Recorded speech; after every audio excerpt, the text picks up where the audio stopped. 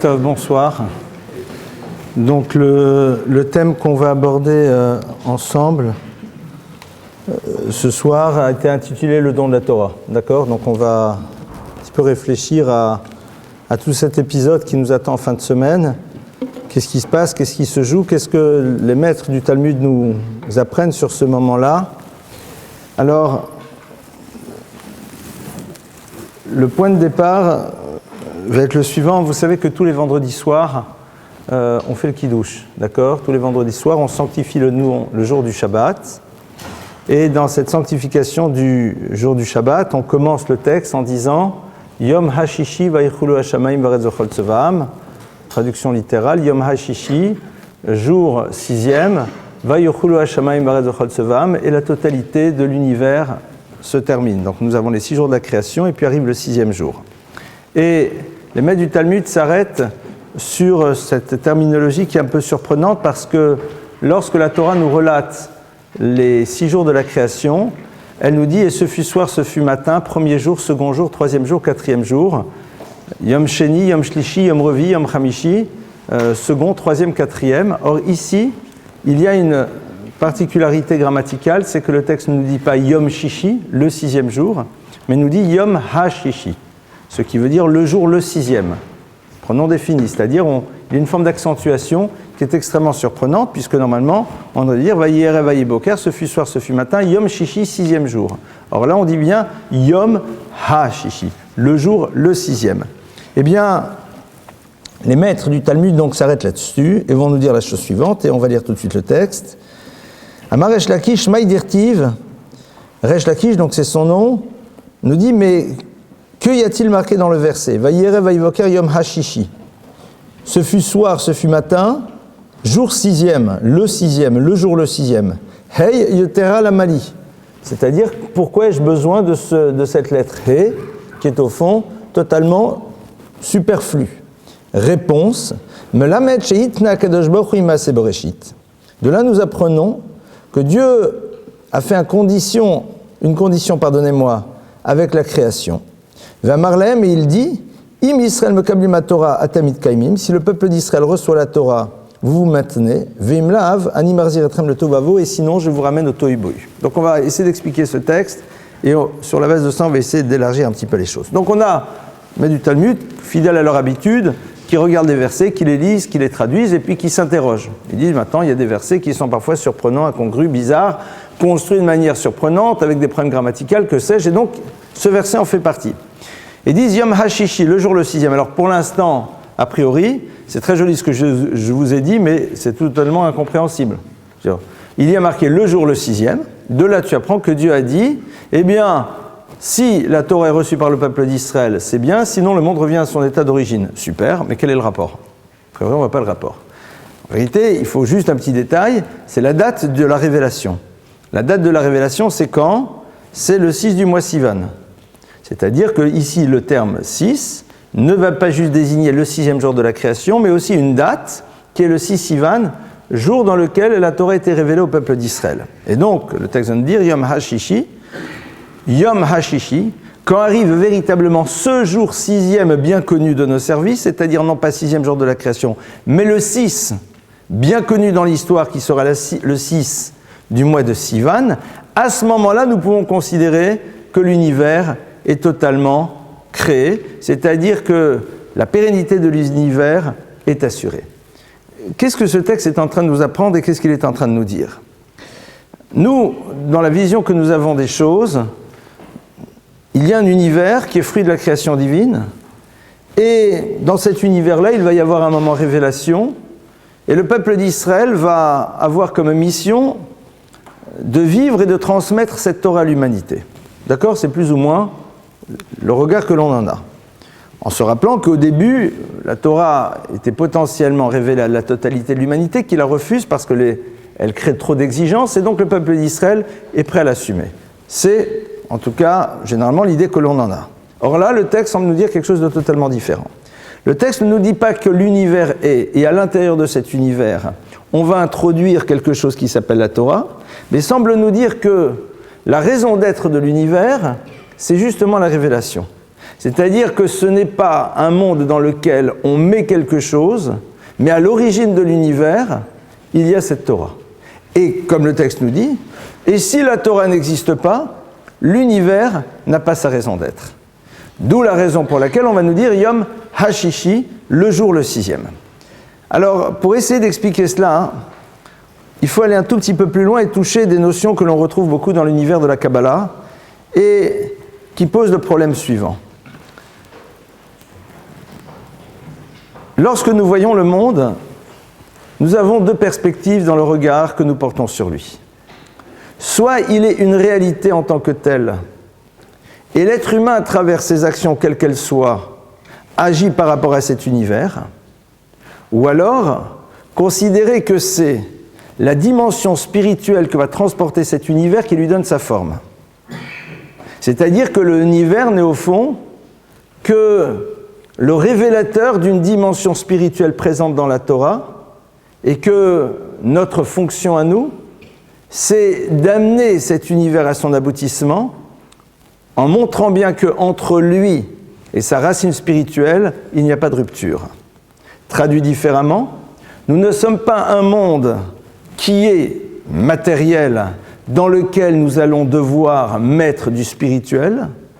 L'émanation et la racine même de l'univers provient de quelque chose qui est totalement spirituel, qui s'incarne dans la réalité matérielle qui est notre univers, et notre fonction à nous, c'est de faire en telle sorte que ressorte de cet univers ce qui en est à l'origine, c'est-à-dire sa dimension spirituelle. Ça, c'est au fond ce qui est contenu à l'intérieur de ce texte, entre autres, c'est une des lectures. Il y en a beaucoup d'autres qui se superposent. Il est évident qu'à partir de cela, on voit les choses de manière radicalement différente. Si en effet l'univers est, et à l'intérieur de cet univers qui est, il y a aussi une Torah, on pourrait dire que la Torah serait quelque part, pour prendre une expression un peu légère, une TVA, une Torah en valeur ajoutée. C'est-à-dire qu'il y a un monde, et puis tu me mets aussi de la Torah. Mais l'univers est, et puis tu lui rajoutes quelque chose. Là, le texte ne dit pas du tout. La raison d'être de l'univers, c'est la Torah, parce que la Torah en est l'origine. L'univers n'est que la représentation physique de la dimension spirituelle qui est dans la Torah. Et donc notre travail à nous, c'est de découvrir à l'intérieur de l'univers cette dimension spirituelle qui en est à l'origine. C'est ce que l'on va découvrir un petit peu lorsque l'on parle des nitzotzot, c'est-à-dire des étincelles de sainteté qui sont présentes dans le monde. Dans certaines religions ou certaines religions, on considère que Dieu ne peut pas être là où le mal est. Pour la Torah, c'est pas possible. Parce que si le mal est, c'est que nécessairement Dieu lui a donné la liberté d'exister. Donc Dieu est aussi présent dans l'univers du mal. C'est-à-dire que chaque élément présent dans l'univers prend sa racine dans quelque chose qui est élevé. Le mal, pour la Torah, c'est le moment où l'individu va en effet réussir à altérer et à mettre de côté cette origine spirituelle et récupérer ce que cette dimension spirituelle a créé dans le monde de la matérialité pour aller dans un sens qui est à l'opposé du projet. C'est-à-dire que l'origine reste.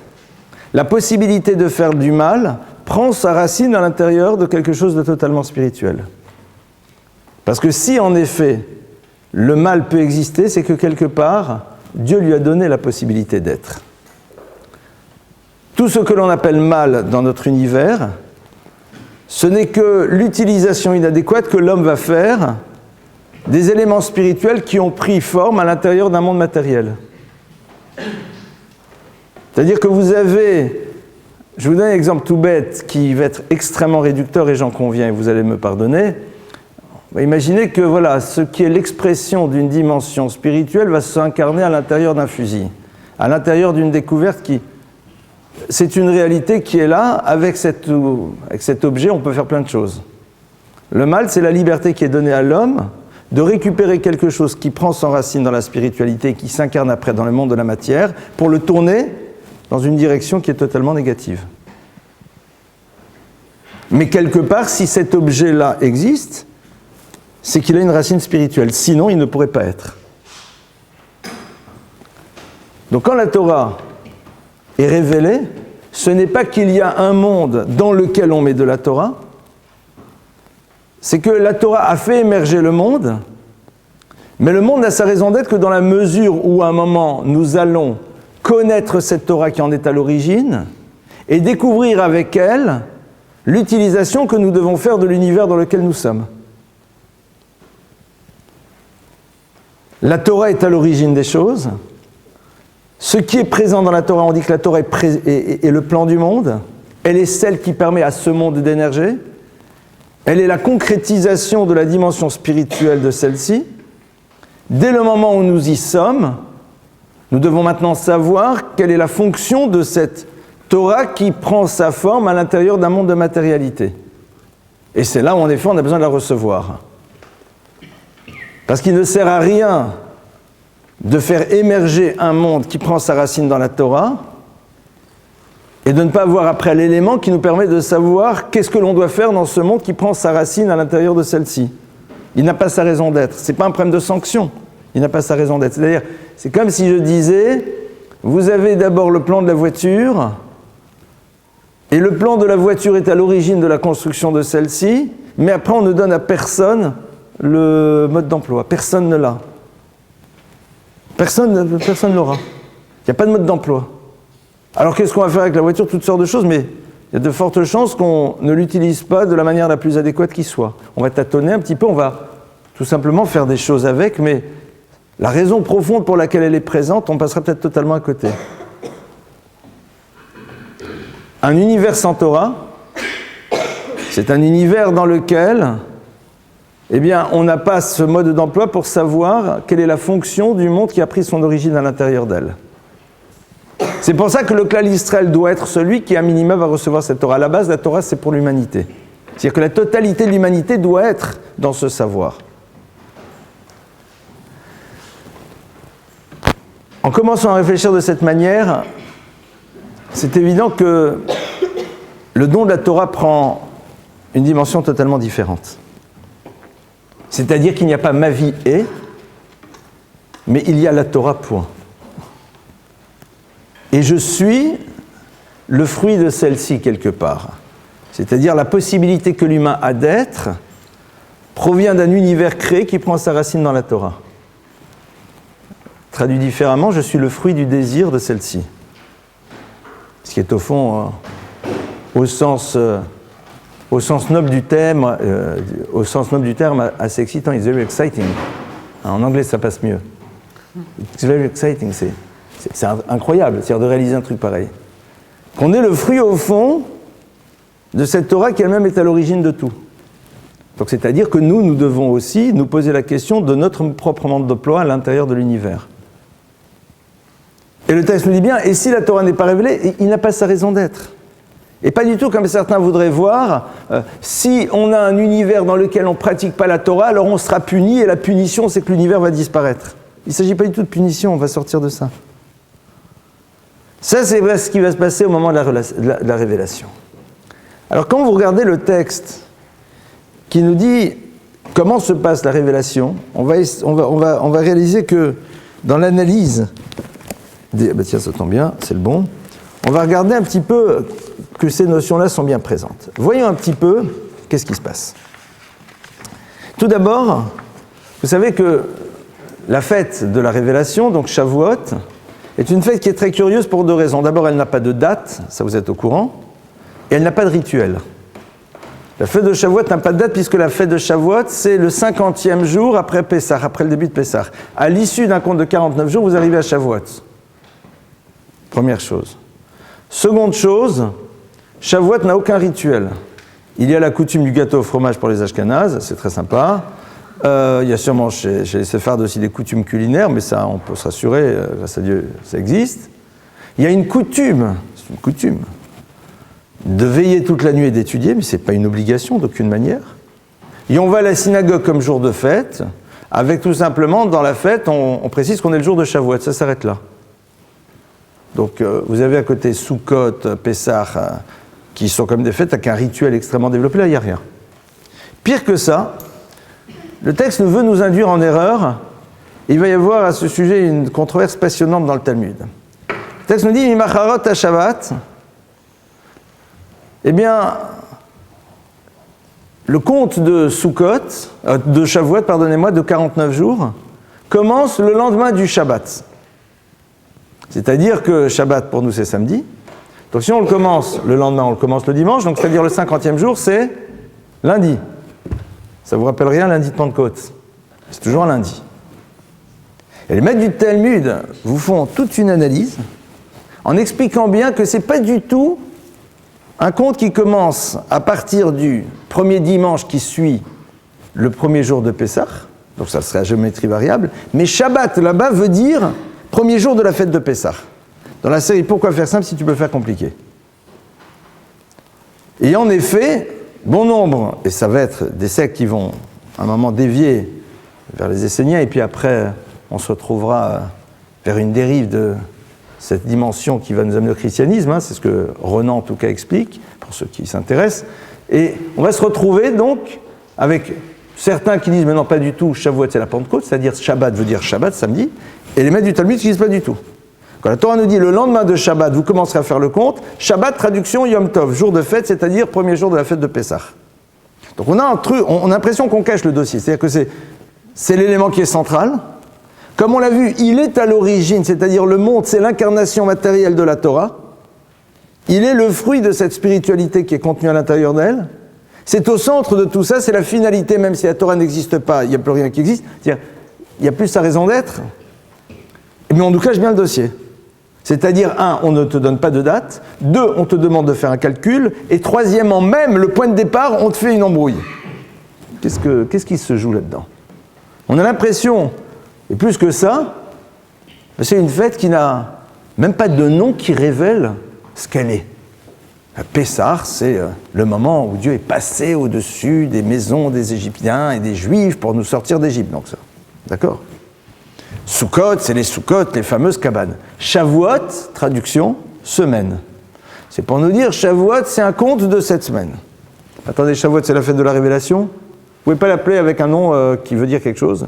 Chag Matan Torah, la fête du don de la Torah. Je sais pas, tu aurais pu me faire un truc comme ça dans le texte, pas du tout. Dans la prière, on va le dire, mais dans la Torah, on ne nous le dit pas. Donc, on cache encore plus.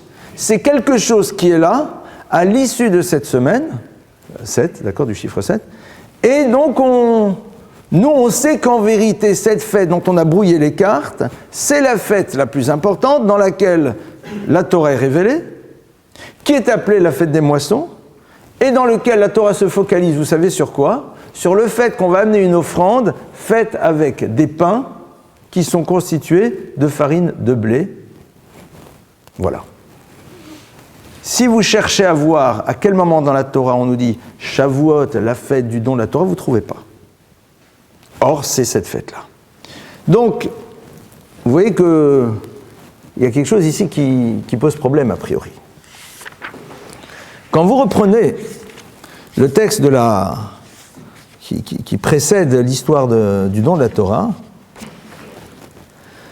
le texte donc commence et nous dit voilà, le 3e mois de la sortie des enfants d'Israël d'Égypte, ils sont arrivés donc dans le désert du Sinaï, ils arrivent là-bas, et le peuple d'Israël campe face à la montagne.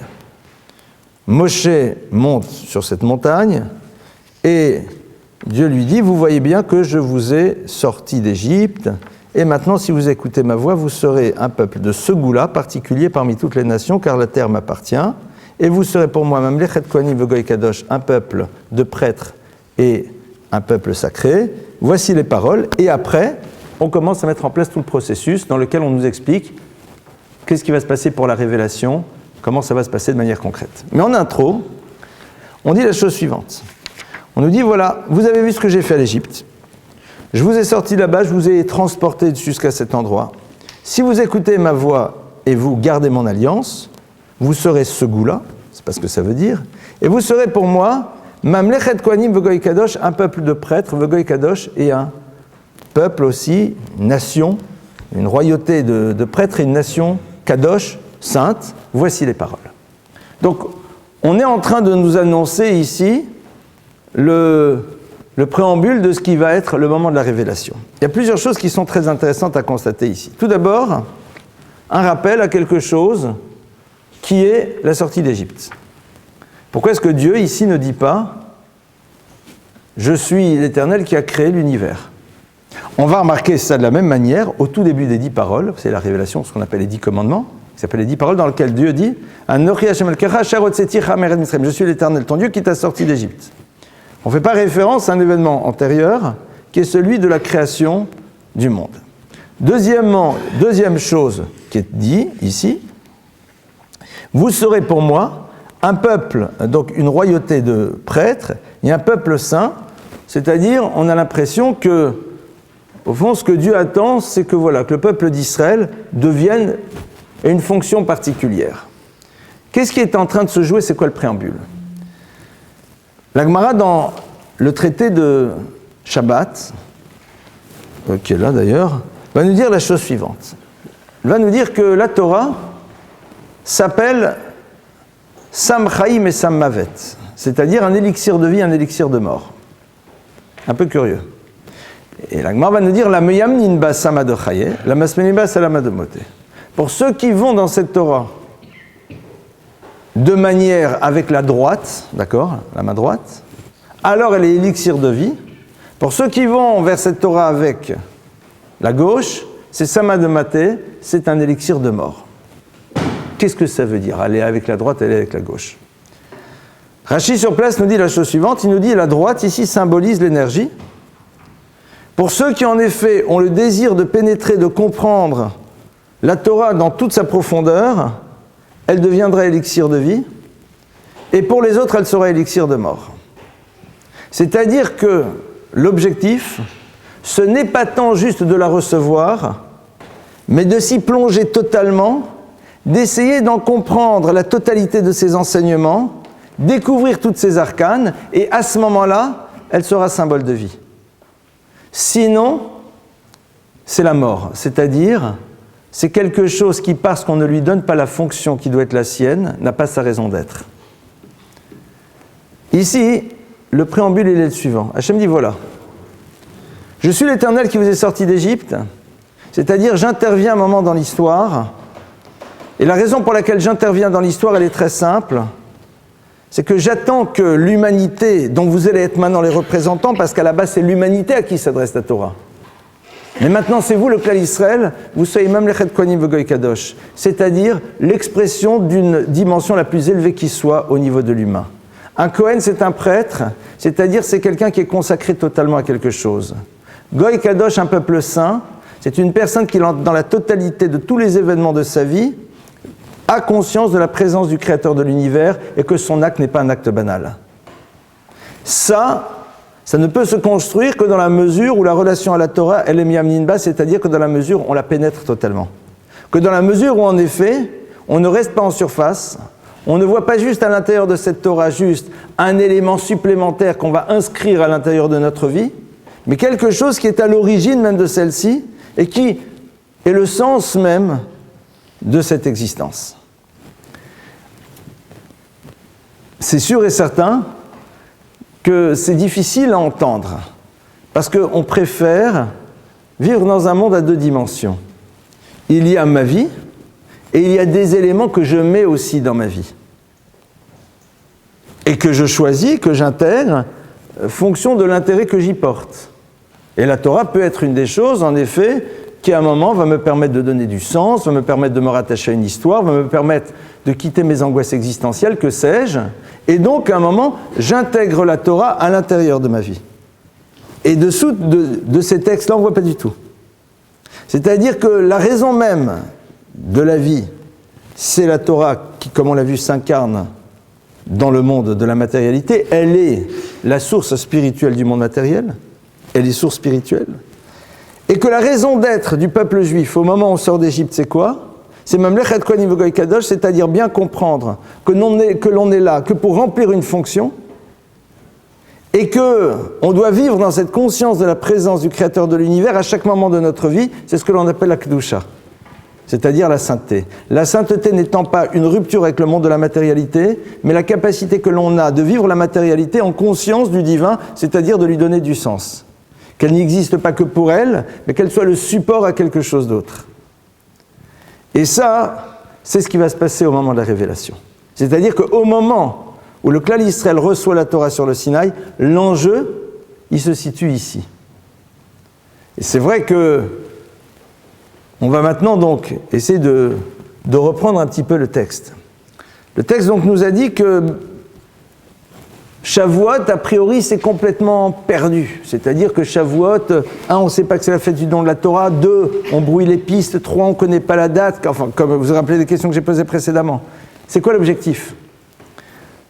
À partir du moment où une chose est dite, eh bien, le mot qui la représente la circonscrit. Le mot définit une chose. Donc, quelque part, le mot limite. C'est la raison pour laquelle il y a des notions qui, dans la Torah, n'ont pas de mots. Parce que, tout simplement, les dire, c'est les limiter. Entre autres, le lieu par lequel l'enfant arrive au monde n'est jamais cité par la Torah. C'est un problème de pudeur, c'est parce que dès le moment où tu dis un mot, tu circonscris les choses, tu les cadres, tu les limites. Et au moment où on reçoit la Torah, si on dit que Shavuot, c'est la fête du don de la Torah et que le texte nous le dit, et qu'on te donne la date et c'est cette date-là, alors on risque, à travers cela, de poser un cadre à cette Torah. C'est-à-dire de dire, voilà, la Torah, c'est ça. C'est le don de la Torah, c'est il y a un jour, il y a un moment. Alors on nous dit non. La Torah, c'est l'aboutissement de quelque chose. C'est à la fin d'un conte dans lequel, même dès le début, tu ne sais pas vraiment comment ça commence, tu ne sais pas comment ça s'organise. Et puis, on va te dire que l'élément, c'est ce fameux korban, c'est cette offrande. On va essayer d'y revenir dans quelques instants. C'est-à-dire qu'au fond, tu n'as pas de mots qui te permettrait de délimiter les choses. Le mot délimite. Et la Torah, on ne peut pas la délimiter. La Torah, parce que justement elle est préexistante au monde, elle est de l'infini. Lorsqu'elle s'incarne dans l'univers, elle prend à un moment une dimension finie, même si les maîtres de la Kabbale nous expliquent bien que l'univers est dans une expansion permanente. C'est très intéressant. C'est-à-dire qu'il ne se finit jamais. Mais dès le moment où moi je le prononce, alors je la mets dans un cadre. Et ça, c'est pas possible. Parce que comme elle est préexistante à l'univers, même si elle s'incarne après dans un univers auquel je me confronte, qui me semble être fini, mais la Torah me dit dès le début qu'il ne l'est pas au passage, mais moi l'appréhension que j'ai de la dimension infinie de l'univers, ben, c'est juste un savoir, mais c'est pas quelque chose que j'arrive à percevoir. On me le dit. Mais je ne sais pas ce que ça veut dire, l'infini. Concrètement, je ne sais pas comment. Parce que justement, je suis en tant qu'être humain fini. Donc je ne peux pas intégrer ce concept, je peux pas savoir comment ça se traduit. Donc cette Torah-là, après, elle va se retrouver dans un monde fini, en tout cas que je perçois comme étant fini, mais au moment où elle arrive, il faut qu'on me reprécise bien ce qu'elle est. C'est-à-dire que les mitzvot, après, vont mettre des cadres. Les paroles de la Torah vont utiliser des mots, mais la Torah, dans son essence, c'est quelque chose qui est du domaine de l'infini absolu. Et donc c'est la raison pour laquelle on ne va pas définir le don de la Torah comme étant un jour précis à un moment X. C'est un aboutissement de quelque chose. Ça c'est... Alors, et on va nous dire que et le jour où la Torah, voilà, le jour de Shavuot, alors... il va falloir amener une offrande. Une offrande, alors nous, on s'imaginerait, c'est le jour où alors, on est au courant que c'est la révélation. On nous l'a dit. Mais maintenant, on va faire un truc super, quoi. C'est-à-dire, on va faire des offrandes merveilleuses. On ne dit pas du tout. Tu amènes des pains faits de farine de blé, ça suffit, amplement. On ne peut pas en faire plus, monsieur le rabbin, c'est pas... On peut pas... Non, attendez, c'est bon, la Torah, quoi. On fait un truc. Basta, rien du tout. Je suis sûr que vous allez vous rappeler quelle était l'offrande que l'on amenait à Pessah. C'était quoi ? C'était de l'orge. Le homer, c'était de l'orge. L'orge, c'est quoi ? C'est la nourriture de l'animal. Le blé, c'est la nourriture de l'humain. C'est-à-dire qu'on nous dit bien que la Torah, eh bien, ce qui nous permet de comprendre son enjeu, c'est cette offrande.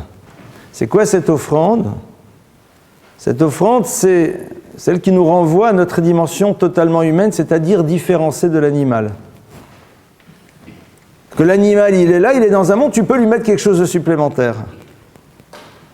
Et l'humain, il comprend qu'en vérité, sa raison d'être, c'est le projet qu'il doit supporter dans l'univers. C'est ça sa raison d'être. La raison d'être de l'humain, c'est le projet qu'il va devoir créer dans l'univers.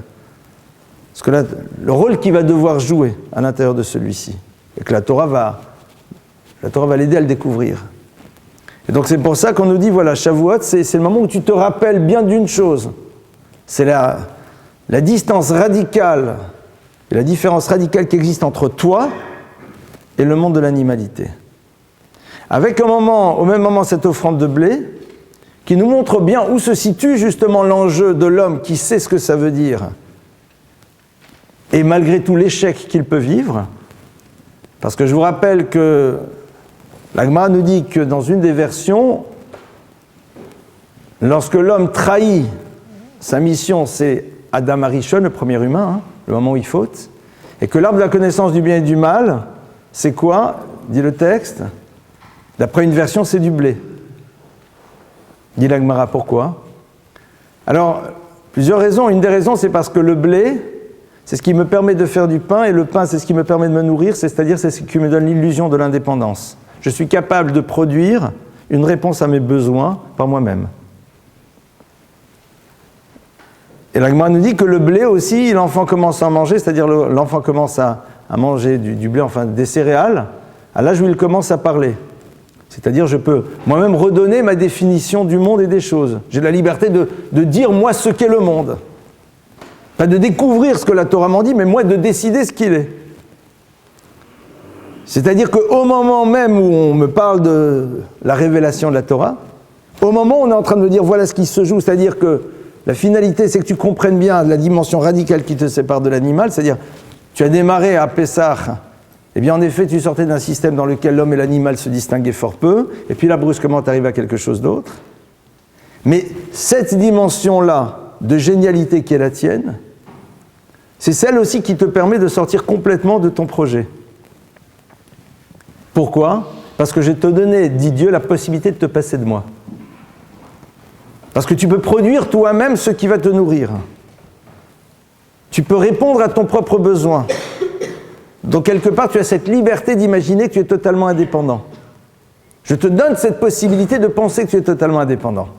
Et parce que je te donne cette possibilité, donc je te donne cette liberté de rompre avec moi.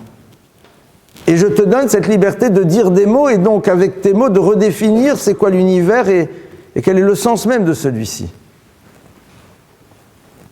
Et c'est pour ça que là on parle en effet, Ushmartem et Boriti, vous garderez mon alliance.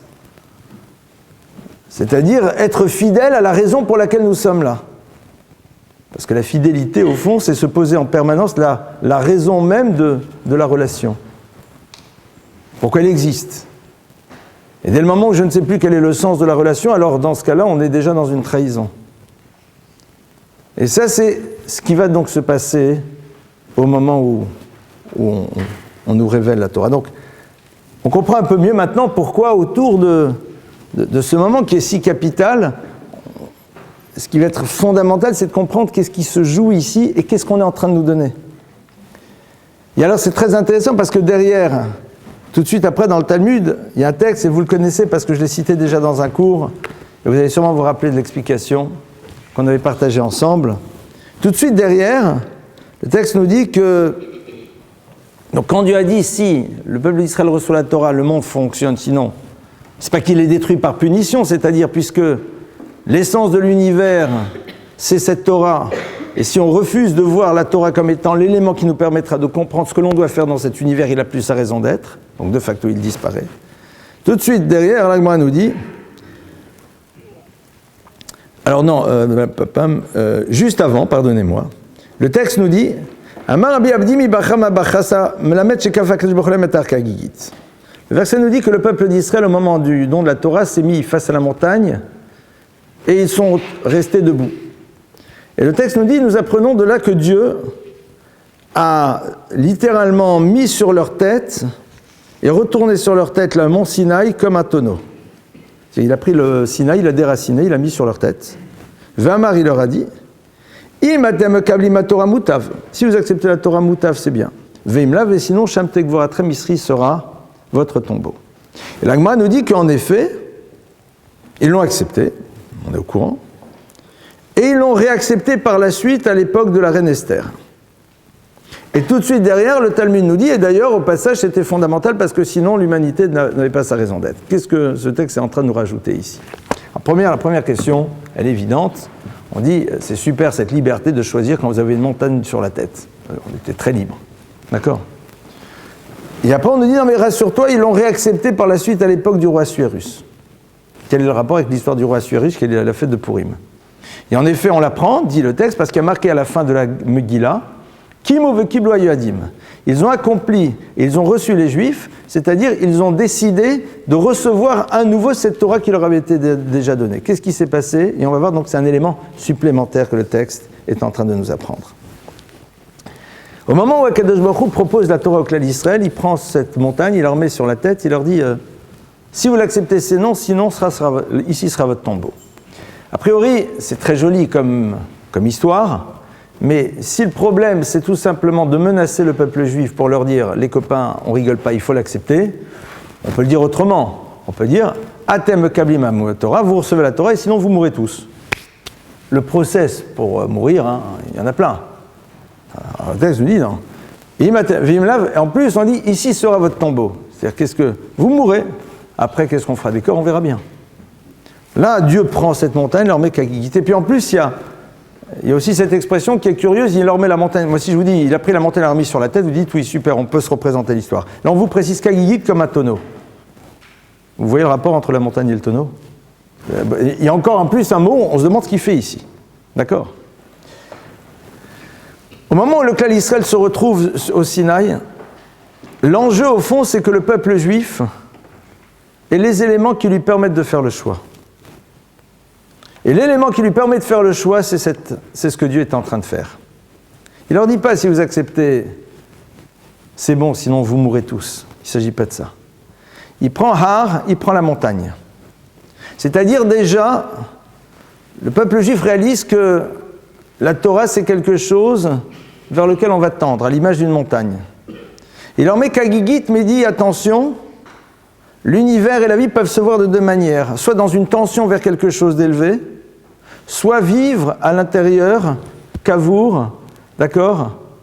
Kavour, c'est quelqu'un qui est le tombeau, qui est vers le tombeau, c'est la même chose que Rekev. Rekev, c'est quoi ? C'est la pourriture.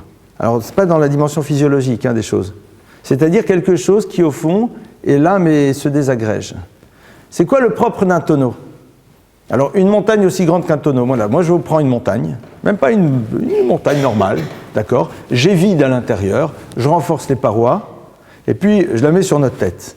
A priori, on est cool, quoi. C'est-à-dire, si vous avez vidé l'intérieur, on est comme dans un tonneau, il y a de la place, on peut s'installer, faire plein de choses. Le périmètre, à mon avis, il doit être quand même pas petit. Mais le seul problème qu'on a quand on est à l'intérieur d'un tonneau aussi grand soit-il, même aussi grand que la base de l'Everest, c'est qu'on en fait le tour en permanence. C'est-à-dire que tu es limité de partout. Alors tu peux être dans un mouvement, et à droite, et en avant, et à gauche, et derrière, et tu montes, et tu descends, mais tu es dans un mouvement circulaire. Akadosh Baruch Hu dit au peuple juif, attendez, il faut quand même que je vous rappelle c'est quoi l'enjeu. L'enjeu, c'est qu'une vie, ça peut être une vie comme dans un tonneau, dans un mouvement qui nous donne l'illusion de quelque chose, alors qu'en vérité, on ne fait que tourner à l'intérieur. Moi, je me rappelle, chaque fois que je cite ce texte, certains vont dire « je radote », oui, j'assume. Je rapporte systématiquement une histoire que nous a raconté un de mes maîtres en mai 68, ce qu'il a fait à Paris. Ce rave-là, donc, qui était un rave avec une grande barbe, grand chapeau, c'est pas style petit rabbin beau gosse, donc un peu plus, rabbin de l'époque de Roman Vinchniak, il arrive là, et il va s'installer à la Sorbonne. On est en 68, il va à la Sorbonne, il veut comprendre ce qui se passe. Il veut comprendre, qu'est-ce qui se joue. Parce que c'est qu'un maître, c'est quelqu'un qui est tout sauf enfermé dans ses certitudes. Il est en éveil de ce qui se passe dans l'univers. Or, une révolution, c'est passionnant, c'est-à-dire qu'il y a un mouvement, il y a quelque chose qui se passe. Donc on ne va plus juste dehors en disant « mais c'est la jeunesse ». Non, rien du tout. Il est parti. Et pas juste pour entendre ce qu'on lui disait à travers le prisme de la subjectivité de tous ceux qui allaient lui raconter l'histoire, mais moi j'y vais, je vais voir. Vous savez qu'il y a un principe, on dit « En adayandan et la machine avroat », qu'un juge ne peut juger que ce qu'il voit, quoi. Donc il est parti, il est rentré, il s'est installé. Il nous a raconté qu'en sortant, donc, il est resté 2 heures, il a entendu, il a discuté, enfin il a... Et puis un journaliste qui est venu le voir et qui lui a dit « Alors monsieur le rabbin, vous en pensez quoi ?» Il a résumé tout ça en une phrase, c'est incroyable. Il a dit « Écoutez, en rentrant là, je me disais, il y a une espérance, c'est que peut-être ils veulent sortir de la poubelle. Mais j'ai l'impression qu'au fond, ils ne vont faire que tourner à l'intérieur du couvercle. » Et quelque part, c'est exactement ça. C'est-à-dire que cette illusion-là de tout transformer, c'est au fond opérer un mouvement. Mais les problématiques seront toujours les mêmes. Pouvoir, argent, plaisir, pouvoir, moi et toi et moi. Toujours la même chose. Illusion de liberté, mais dans laquelle l'humain, dans ses problématiques, sera toujours le même. Ses attentes, ses désirs, ses espoirs, tout ça ne bougeront pas. On s'affranchira de certains, entre guillemets, carcans qui nous donneront l'illusion que l'on a. Alors non, on est toujours dans le même système. Mais juste on tourne maintenant. Si vous recevez la Torah Moutav, c'est bon. Sinon, Shamtek Vuratrem, c'est-à-dire que l'humanité n'aura plus sa raison d'être, donc de facto elle disparaît. On n'est pas dans un problème de punition. Et ce qui est très intéressant, c'est quoi? C'est que le texte de la Gemara va nous dire « Et hadar kiblo abimei Achashverosh ». Néanmoins, on pourrait dire que cette conscience extrêmement aiguë de la responsabilité qui était la leur a peut-être à un moment changé la donne. C'est-à-dire que même si on n'est pas nécessairement que dans le moment dans lequel Dieu dit « Attention, si vous ne l'acceptez pas, c'est très grave, vous allez tous mourir », mais que c'est juste... Prenez la mesure de ce qui est en train de se passer ici, qu'on le veuille ou pas, cette forme de lucidité extrême pourrait être perçue comme étant quelque chose qui aliène la liberté du choix. C'est-à-dire qu'on a ici une idée qui est extrêmement forte. C'est-à-dire que quand l'homme est face dans quelque chose, une lucidité absolue, alors, quelque part on dit, mais il n'y a pas de choix. C'est tellement clair. C'est pour ça d'ailleurs que on appelle l'arbre de la connaissance du bien et du mal, dans le Zohar, il en a disfait qu'à l'arbre du doute. C'est-à-dire, c'est justement le moment dans lequel, même dans le bien, il y a du mal, et même dans le mal, il y a du bien, comme ça t'es pas... Mais le moment de la révélation, dit la Gemara, c'est le moment dans lequel tout ce que Adam avait introduit dans le monde au moment de la faute disparaît. Il l'accepte. C'est évident. La Gemara nous dit « Hadar kiblo abimei Achashverosh ». Ils vont la retrouver à nouveau, cette Torah, ils vont l'accepter à nouveau à l'époque d'Achashverosh. Qu'est-ce qui s'est passé? C'est l'histoire de Purim. Qu'est-ce qui s'est passé à Purim? C'est quoi le vrai problème que nous on a avec la Torah dans le quotidien? On ne va pas dire c'est parce que la Torah m'empêche de manger du jambon beurre ou d'aller... Ça, je pense qu'on est sorti de ça. Enfin, j'ose espérer que ce n'est pas la dimension d'animalité qui est à l'intérieur de nous qui nous empêche de nous confronter à la Torah. Parce que mon corps réclame ses désirs, et comme la Torah me dit, ben non, sois un homme et ne réponds pas sans arrêt présent à ce que ton corps te demande, alors c'est pour ça que j'ose espérer qu'on est déjà établi dessus, quoi. Parce que si c'est ça, il faudrait un peu sortir un jour du bac à sable, quoi. C'est quoi notre problème, au fond? C'est quoi le problème qu'on a avec la Torah? Le premier problème, c'est ça. Mais bon, à un moment, on décide de grandir. Mais alors, si tu t'es affranchi de ça, c'est-à-dire si tu te rends compte que le problème que tu as vis-à-vis de la Torah, c'est pas tant qu'elle exige de toi d'être le maître de ta vie, de ne pas être sans arrêt en réponse à soit ton corps, soit tes désirs, soit ce que les autres te demandent d'être. D'accord, donc tu es déjà à l'étage d'après. Super. Vous croyez que c'est réglé? Non.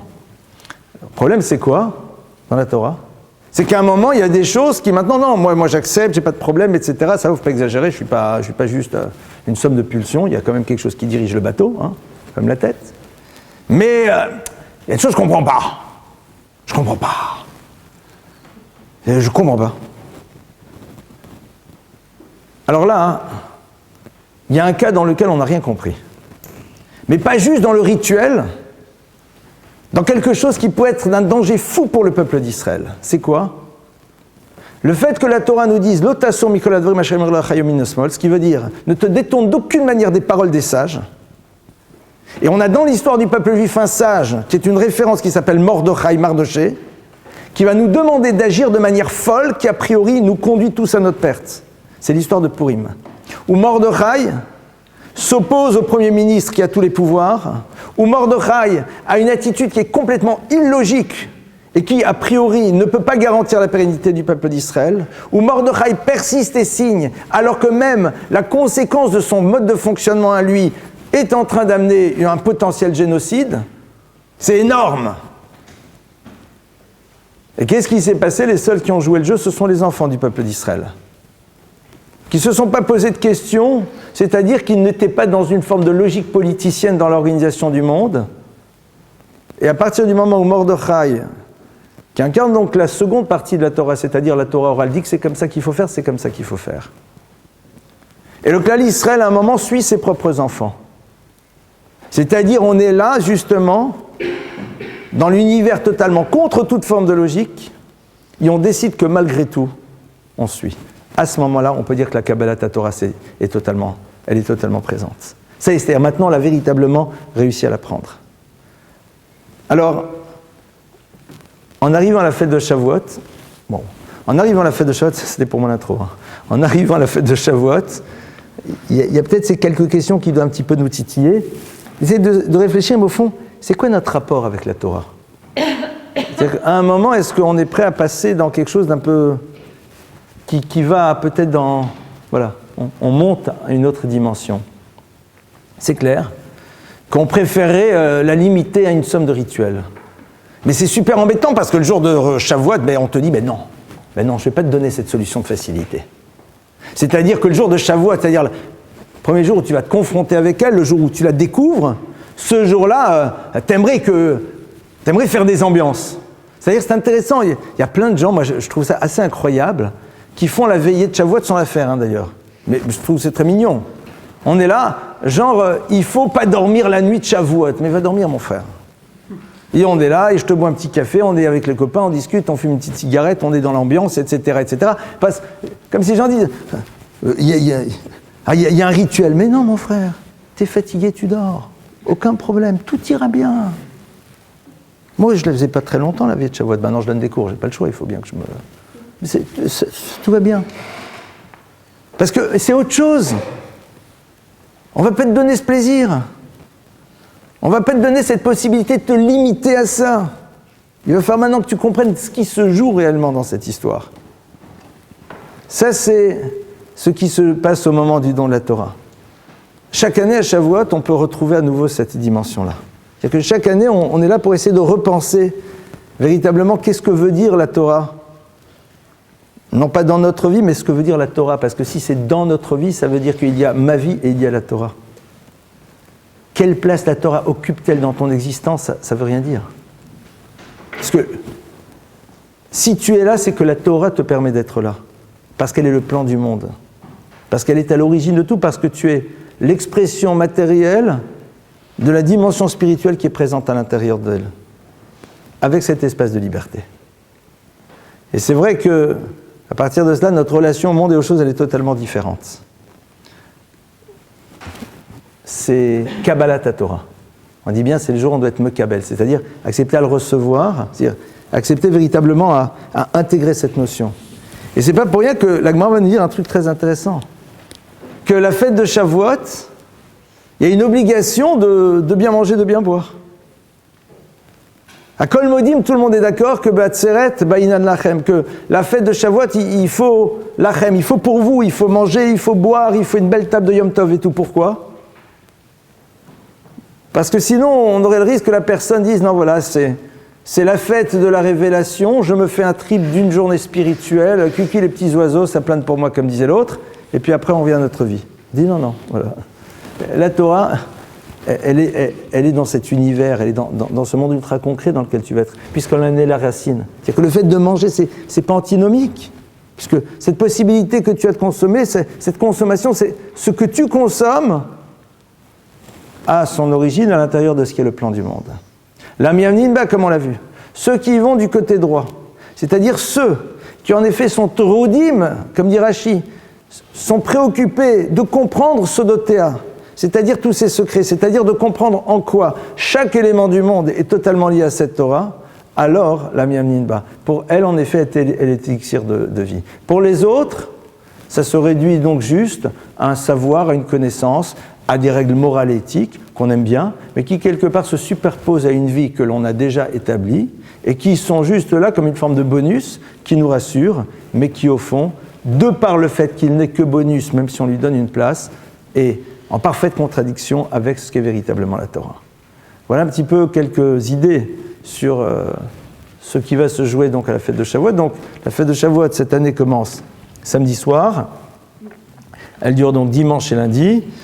C'est Yom Tov, c'est-à-dire donc jour de fête classique dans lequel on peut cuisiner à partir d'une flamme existante, dans laquelle, pour les fumeurs invétérés qui ne peuvent pas se passer de leurs cigarettes, ils ont le droit éventuellement de fumer, même si c'est pas recommandé, sans écraser leurs cigarettes, mais enfin bon, c'est pas très sympathique. Dans laquelle, en effet, il y a des coutumes, alors voilà, de l'étage et tout. Pour ça, vous verrez sur Internet, et il y a plein partout, on vous donne toutes les explications dès l'étage, de tout ce que ça symbolise. Ce que j'ai voulu partager avec vous ce soir, c'est un petit peu qu'est-ce qui se joue au-delà de ça. Voilà, à vous les questions.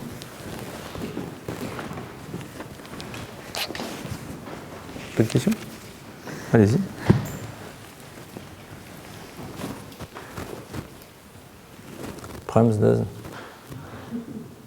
Si ça doit rester si secret, pourquoi est-ce qu'on en parle à ce moment-là ? C'est secret, mais il faut le découvrir. C'est-à-dire, ce qu'on vous demande, c'est de faire l'effort de découvrir. Ce qui est important, c'est, à travers l'effort que vous allez faire pour découvrir une chose, vous révélez l'importance qu'elle a. C'est pour ça que dans la vie, quand on expose tout, ça n'a plus aucune valeur. C'est là dans tous les domaines. Ce qui est facilement accessible n'a pas de valeur, puisque pour y accéder, j'ai pas besoin de faire d'effort. Marqué trop dit, mais il faut être taroud, il faut se battre. C'est valable pour ça comme pour tout. Mais a fortiori pour la Torah. La Gemara nous dit Lo yagati velo matzati, je vais prendre le texte. Yagati velo matzati al tamin. Quelqu'un te dit j'ai fait des efforts, je n'ai pas trouvé la Torah, al tamin, ne le crois pas. Lo yagati ou matzati, j'ai pas fait d'efforts et je l'ai trouvé, ne le crois pas non plus. Yagati ou matzati tamin. Je me suis bougé, j'ai fait des efforts et j'ai trouvé, ça tu peux le croire. C'est-à-dire que la notion de yogia, elle est révélatrice du fait qu'on ne veut pas rester en surface. Et un des grands dangers qu'on a aujourd'hui, c'est ce qu'on appellerait les ersatz de Torah. La Torah des penseurs juifs, comme je les appelle. C'est-à-dire de quelque chose qui est extrêmement agréable à entendre, mais qui quelque part circonscrit la Torah à quelques notions intéressantes, et puis ça s'arrête là. Parce que ces pensées-là sont vraies, mais elles ne sont que l'apéritif, elles ne sont qu'un élément qui est là pour pouvoir donner à l'individu le désir de pénétrer véritablement ce qui s'y joue. Souvent, on s'arrête à l'apéritif. Et on dit que c'est ça le repas. Non, c'est pas ça le repas. C'est-à-dire, l'essentiel n'est pas là. Donc oui, en effet, la Torah a cette dimension attractive à travers toutes sortes de notions qui nous parlent, qui nous touchent et qui font écho, mais on ne s'arrête pas là. On va bien plus loin. Dans son étude, dans sa compréhension, et on comprend d'autant mieux après l'importance des mitzvot, puisque chacune des mitzvot, au fond, est là pour nous dire quelle est l'utilisation optimale que l'on doit faire du monde de la matérialité. Donc c'est encore c'est un élément supplémentaire. Et puis si la Torah n'est pas facile d'accès, si même la fête de Shavuot n'est pas facile d'accès, ben c'est justement parce que c'est intéressant que pour ceux qui s'y intéressent. Hein. C'est pas un truc qu'on fait pas de la com. Hein. Aujourd'hui, la com qu'on est obligé de faire, c'est pour casser les idées préconçues que les gens ont, qui les empêchent d'imaginer que la Torah a des choses à leur dire. C'est tout. Il y a marqué que la Torah, elle est posée dans un coin. Kol mi sherotze litol yavo veitol. Tout celui qui veut y aller, il peut la prendre. La Torah, elle était donnée dans le désert. Le désert est accessible à tout le monde. Tout le monde peut rentrer. Le désert n'appartient à personne, même s'il y a des conflits avec le Sahara occidental. Le désert est accessible à tout le monde. Tout le monde peut y accéder. Tout le monde peut y accéder, pardonnez-moi. It's open. Il faut juste y aller et se battre. Yagati ou matzati. Avoir envie véritablement de s'investir dedans. Ça, c'est la... Et c'est intéressant parce que le texte ne dit pas Yagati, velamati. J'ai fait un effort et je l'ai connu. Ou matzati, je l'ai trouvé. Quelque chose que vous trouvez, c'est quelque chose auquel vous ne vous attendez pas.